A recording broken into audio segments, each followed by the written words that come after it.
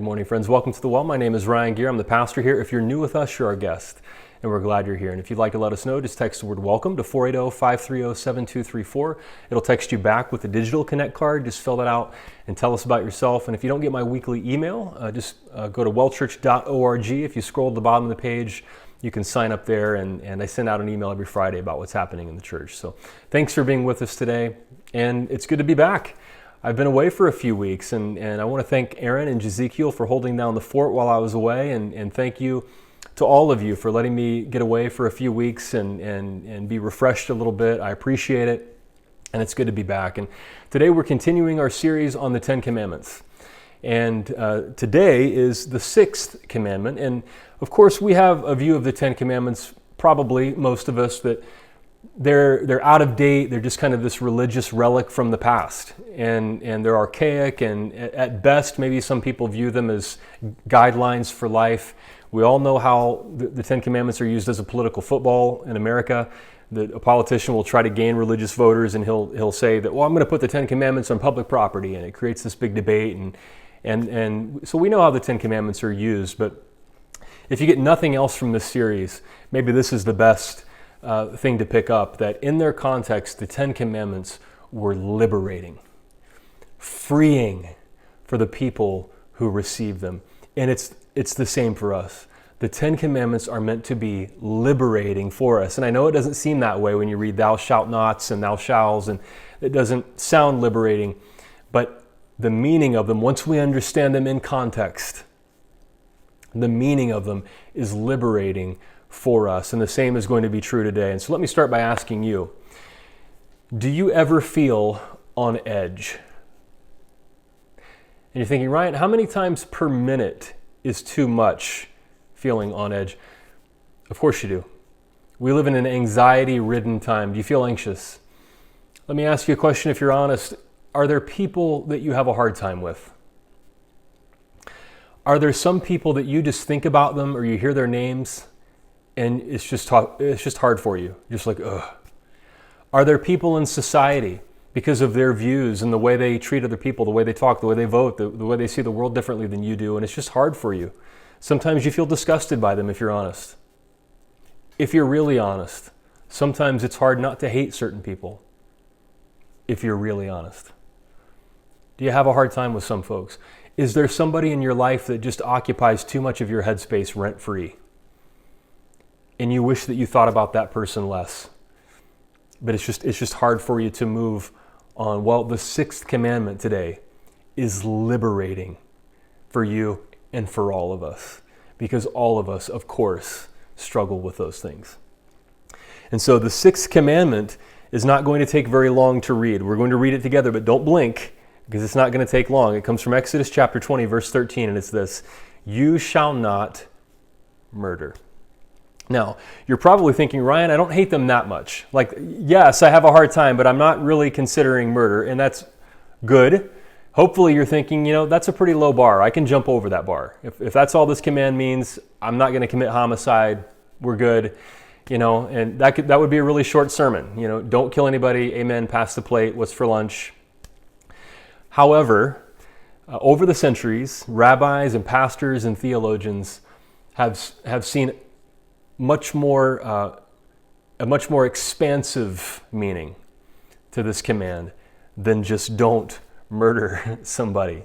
All right, there's more to it than that is liberating and freeing for us, and that's where we're headed today. So let's jump right in. So first of all, the version of this command you're probably most familiar with is not the word murder, but thou shalt not kill. And that comes from the King James Version of the Bible. It was written in 1611. And since then, there have been new, older transcripts of the biblical books discovered, and so on. And now we understand that there is a word for kill in Hebrew, and that's the word harag. And that's not the word that's used here. What we have here is a more specific word, and it's ratzak. And it's more commonly translated into English as murder.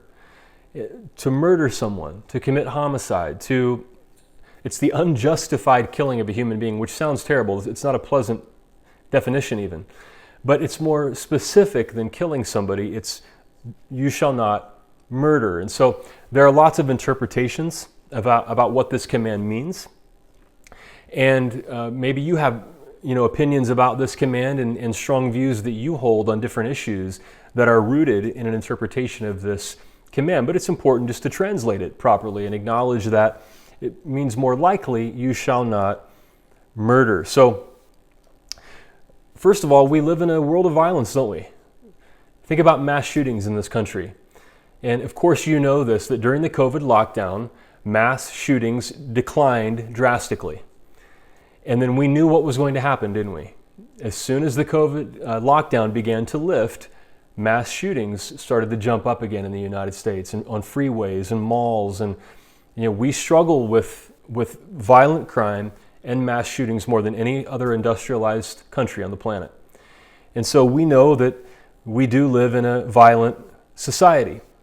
However, if this, like we said, if this command means only physical violence, literally murdering somebody, most of us can jump over that bar. But perhaps it means more than that. And so I'm going to suggest a few things about what this command can mean in our lives and why it can be so incredibly liberating for us. So first of all, society murders some people slowly. And maybe you are one of the people who is being slowly murdered. So let me ask you, how many people do you know who have had panic attacks based on stress at work? Their job stressed them out so much, or the financial stress they feel connected to their work, that they've had panic attacks. How many people do you know? Maybe you are one of them. A few years ago, I had a panic attack. Of course, I didn't know I was having one. I thought I was having a heart attack. I thought I was dying. I was at work. I have a day job in addition to being a pastor, and I was sitting at my desk, and I started to have chest pains, and they moved down my left arm, and I started to feel clammy, and I thought, wow, I think this is it. Like, this is what they described.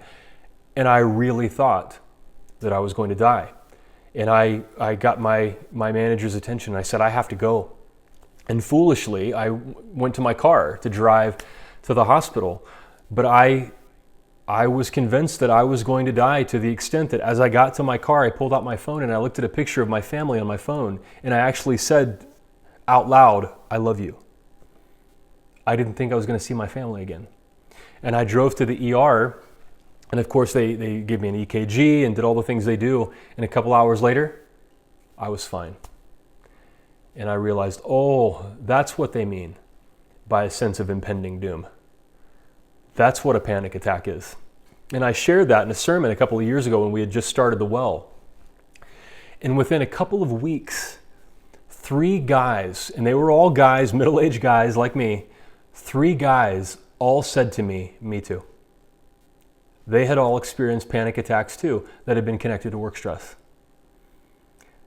Walter Brueggemann is one of the best Old Testament scholars in the world. And he writes, the murder behind the headlines, the killing that happens a little at a time, mostly unnoticed and unacknowledged, is kept ideologically obscure. Such slow, unnoticed destruction diminishes human life among those not powerful enough to defend themselves.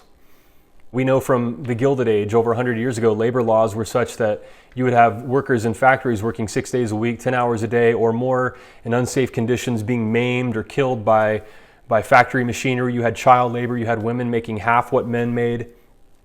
And the courts consistently ruled that, well, the worker assumes the risk when they take the job. And since that time, it's been the blood, sweat, and tears of people who said, no, there has to be something better for human beings. Our lives are worth more than that. They're more valuable than that. That's the reason why we have a 5-day work week now. But still, we live in a society that slowly kills so many people. Now, maybe you're retired and you don't work anymore, but think about this. How does our society value the elderly, folks who are older? Think about somebody who has to buy medicine in a time when the price of pharmaceuticals is skyrocketing. Think about somebody who has to make a choice between buying groceries or buying insulin. Brueggemann would call that slow murder. It's a very difficult question that's been written about lately after the pandemic. Think about how many people died alone last year in nursing homes. And what does that say about American society? That's a tough question, isn't it? But it's a question about, is our society slowly killing some people? Think about the young. 25% of American children are born into poverty. And we like to tell ourselves, of course, in this country that you can pull yourselves up by your own bootstraps. And yes, the American dream is there, even though it seems to be getting harder and harder to attain. But there's so many kids who don't really have a chance. And they're slowly killed. Because we as a society allow that to happen. So Brueggemann would say, first of all, society can slowly murder people. And maybe you're one of the people who is being murdered. And so maybe liberation for you is thinking, you know what, I'm worth more than this. I'm not going to put up with this anymore. I'm not going to be in a job that gives me panic attacks. And I know it's easier said than done. But looking for a new job or whatever, but the liberation is you're worth more than that. Or if you're an older person, you're worth more than that. And you can fight for equality and justice and the cost of medication and the experiences that people have and opportunities for younger people. And we can do something about that. There's the liberation and the freedom already there in the 6th commandment. But there's more. There's another meaning. Jesus actually gave his interpretation of this commandment. We have it in the Sermon on the Mount in Matthew chapter 5, verses 21 and 22. And let's read that together now. Jesus said, "You have heard that it was said to the people long ago, 'You shall not murder, and anyone who murders will be subject to judgment.' But I tell you that anyone who is angry with a brother or sister will be subject to judgment." Some translations add, angry without cause. Again, anyone who says to a brother or sister, "Rakah," is answerable to the court, and anyone who says, "You fool," will be in danger of the fire of hell. Wow, okay, this is one of those teachings of Jesus that gets your attention. I mean, that's strong language. Jesus makes the point here that we don't just murder people physically. This isn't just about killing somebody physically, but we can also murder people in our hearts, in our thoughts, and with our words. And so Jesus says here, it's not just you shall not murder people physically, but you shall not murder people in your heart or your thoughts or with your words. The comedian Dave Chappelle, because the sermon's not done if you haven't quoted Dave Chappelle, said a few years ago in an interview, somebody was asking him about some story in the tabloid media where a celebrity had done something and had been called crazy. The celebrity had done something strange and the media was calling them crazy. And Chappelle said, I don't call people crazy. He said, calling people crazy diminishes them first. And it's also not reality. Like, it doesn't tell the full story. And he went on to talk about what living in Hollywood is like and the pressures. And of course, people who are famous, they have money and glamour and all kinds of things. But he said, you pull back the curtain and there's a lot that goes on that puts tremendous pressure on people. And it can be a horrible environment in many ways. And he said, so instead of calling people crazy, I think maybe there's something wrong with the environment they're in. That's what Jesus is getting at here. When we name call, when we think about people, it diminishes them. It's not reality. And murder begins in the heart.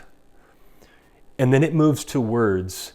And then it moves to actions. And so Jesus says, when it comes to this commandment, let's just pull it out at the root.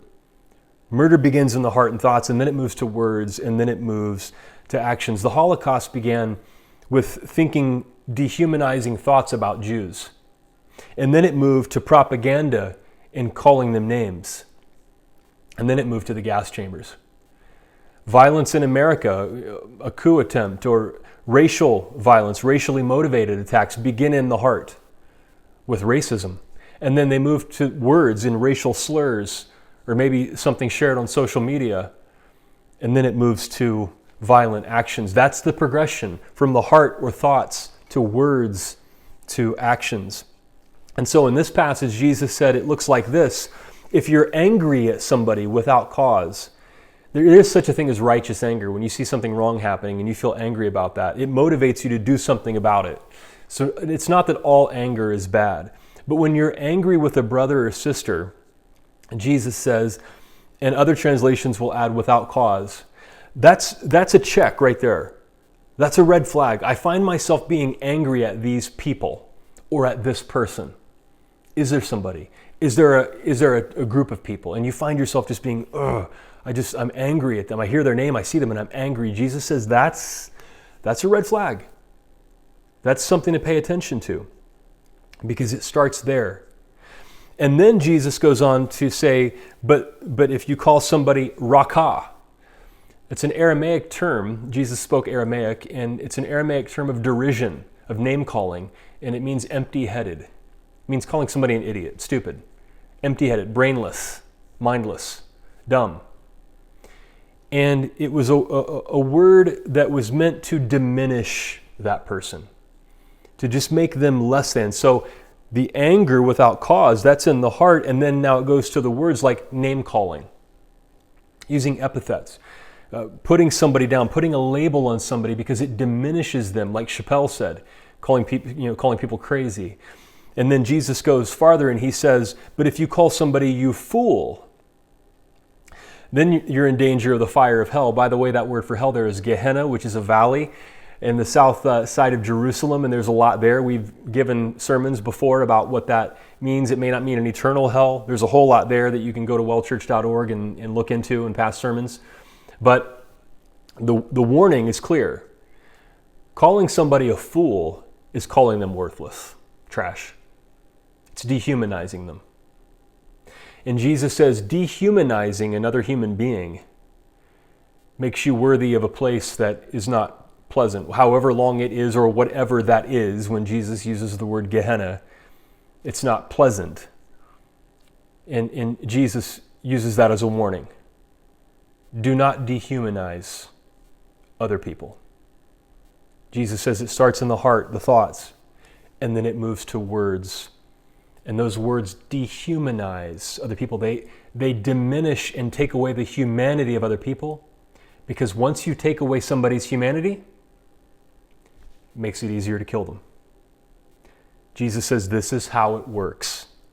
It starts in the heart and thoughts, then moves to the words, and then it moves to actions. Okay, well, the 10 Commandments are supposed to be liberating. So how is this liberating? Well, you already know this.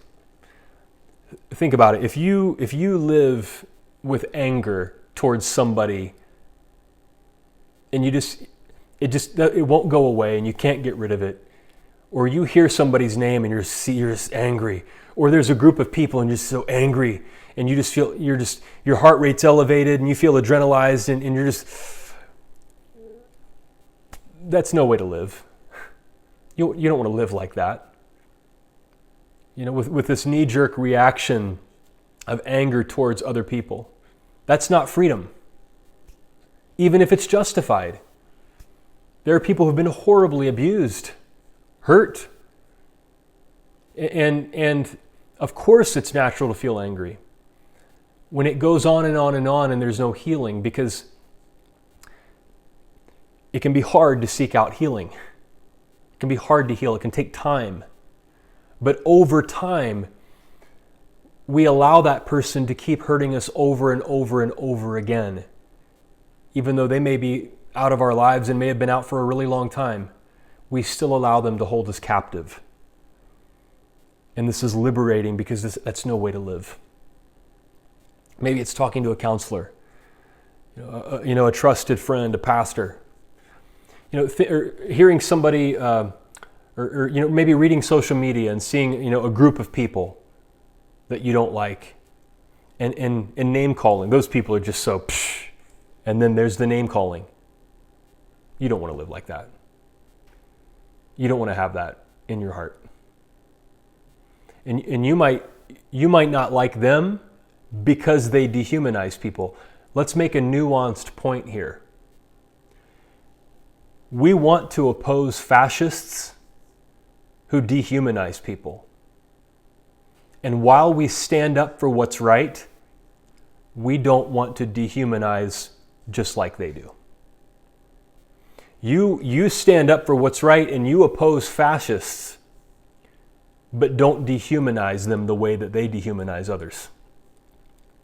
And that's hard. We're talking about a fine line here, but it makes all the difference in the world.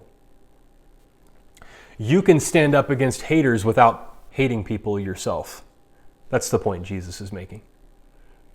And so when the anger is there, that's a red flag. When it goes to name calling, when you find, excuse me, I have allergies, and sorry if I just cough involuntarily. When you find yourself calling somebody a name, you're going down a road you really don't want to go down. You don't want to live like that.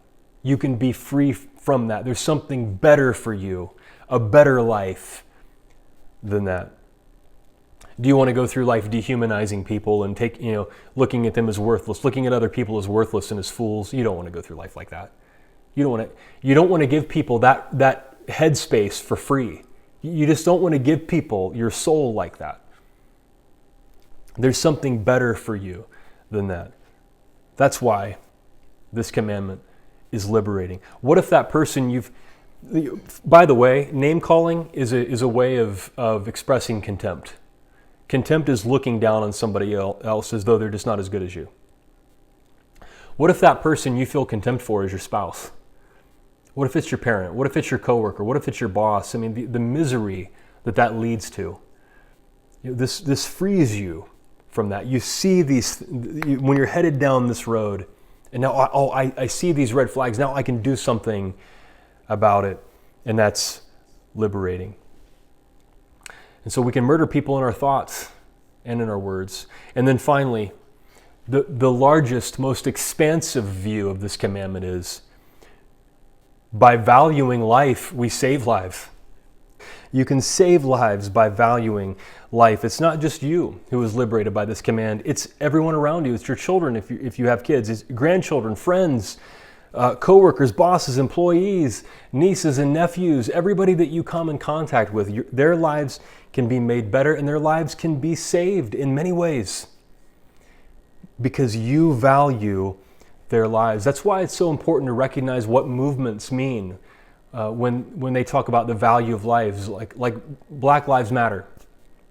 There's so many people who hear that and they have a knee-jerk reaction like, well, all lives matter. Well, of course all lives matter. But the Black Lives Matter movement means there are a lot of people in the Black community who feel like their lives don't matter because of violence committed against them. And they're saying Black lives matter too. And so it's important to recognize when somebody cries out and says, I feel like my life doesn't matter. Well, we want to be people who are committed to valuing their lives. And we can literally save lives. There's a beautiful example this week of valuing life. Carl Nassib is an NFL player. He plays for the Las Vegas Raiders. And this past week, he became the first active NFL player in the history of the NFL to come out as gay. He announced it on his Instagram and then made a donation to an organization that works with LGBTQ youth. And it was a monumental announcement in sports. Even though if you're not a sports fan, just the cultural impact of an NFL player announcing that he's gay can literally save lives. I mean, who knows? I'm sure he will literally save lives because of that announcement. And you can save the lives of the people you love the most. And no, it doesn't mean that you are just literally saving their lives for being murdered. You are saving their lives and making their lives better in everything they can be, because the way that you view them in your thoughts and with your words toward them and your actions toward them. I saw a meme this past week that I thought was great. It's Spider-Man stopping a bus from hitting a child who's crossing the street. And on the bus, it says your family history. And then you're Spider-Man. And then that child, that could be your child, or that could be a niece or nephew, that could be any kid in your life, or it may not be a kid. It might just be a loved one, a friend, a coworker, anybody. And you're stopping the bus of all of your negative family history from being passed on to that person. Or maybe it's not family history. Maybe it's just the way people have treated you at work.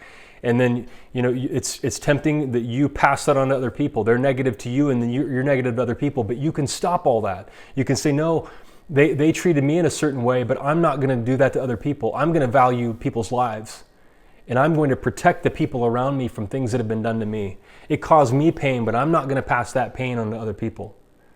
As a matter of fact, I'm going to let that pain create a passion in me to keep other people from experiencing the same pain that I've felt. It's been said your greatest passion often comes from your greatest pain. And you can save lives like a superhero. You can save people, the people you love, from all the things that have been done to you. You can spare them from that. And they'll never know what was done to you because you didn't pass it on to them, the negative stuff.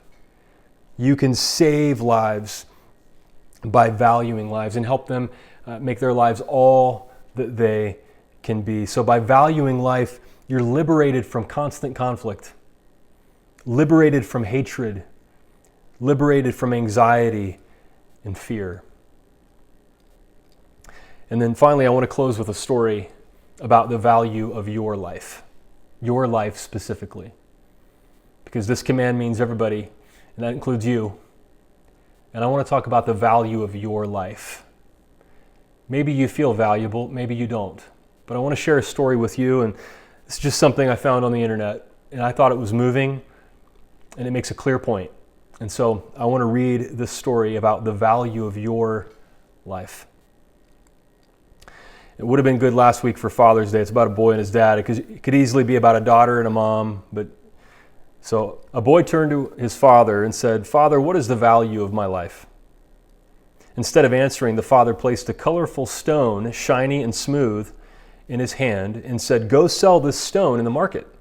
If someone asks you about the stone's price, just raise 2 fingers and say nothing more." So the boy went to the market where a woman saw him and asked, "How much does the stone cost? I'd like to put it in my garden."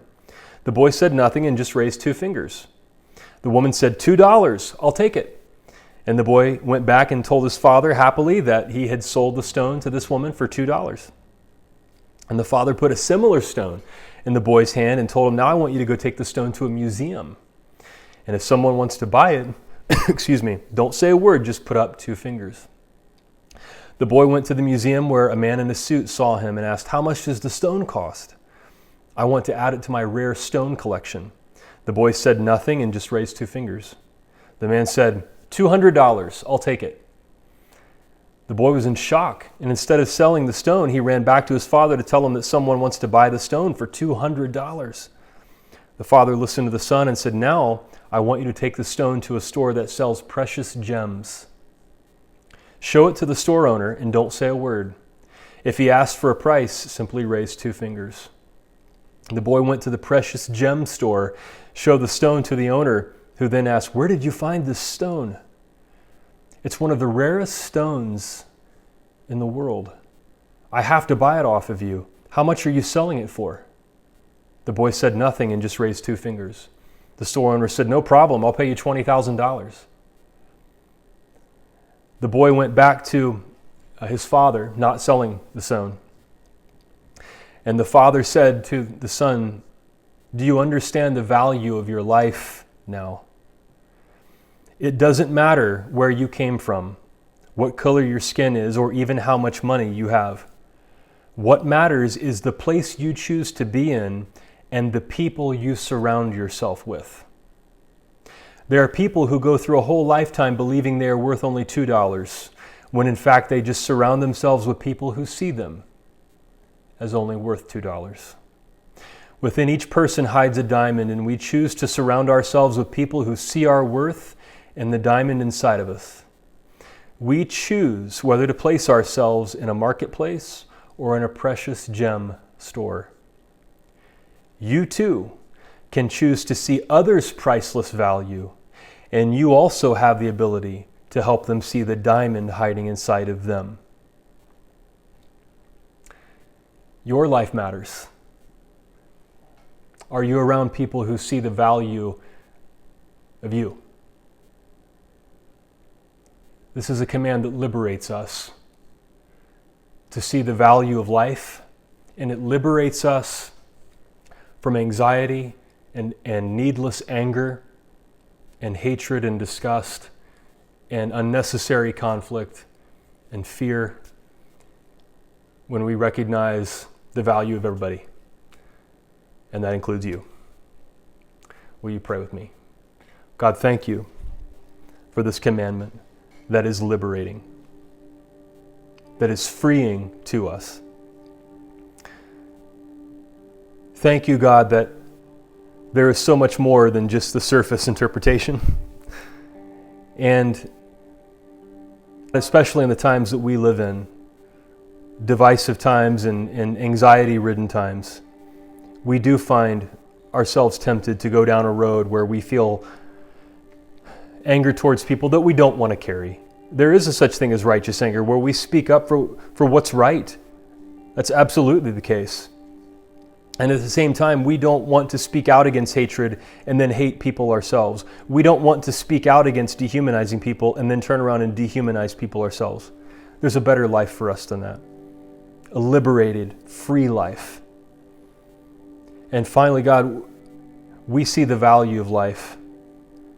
And we can spare other people around us from so much by valuing them in the way that we think about them and the words that we speak to them and the way that we treat them. And we can see the value of our own lives. And we can choose to be around people who see that value as well. And oh God, is that liberating and freeing for us and healing, and it gives us a whole new hope about what life can be. And we thank you that that comes from this liberating command. In Jesus' name. And everybody said, amen.